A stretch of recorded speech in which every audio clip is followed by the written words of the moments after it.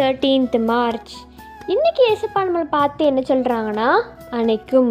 அவர் இடது கை என் தலையின் கீழ் இருக்கிறது, அவர் வலது கை என்னை அணைக்கும்னு உன்னத பாட்டு 8:3 சொல்லப்பட்டிருக்கு.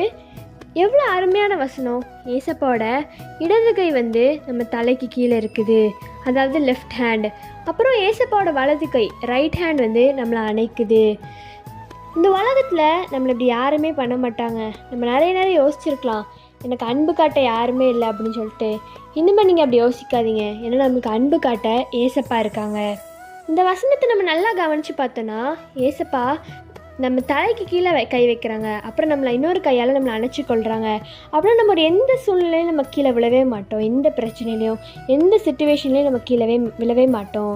இன்றைக்கி நம்ம ஏசப்பாட்ட என்ன கேட்கணுன்னா, ஏசப்பா என்னை உங்கள் இடது கையால் உங்கள் லெஃப்ட் ஹேண்டால் என்னை தலையை பிடிச்சிக்கோங்க, உங்களோட ரைட் ஹேண்டால் என்னை அணைச்சிக்கோங்க ஏசப்பா அப்படின்னு நீங்கள் கேளுங்க.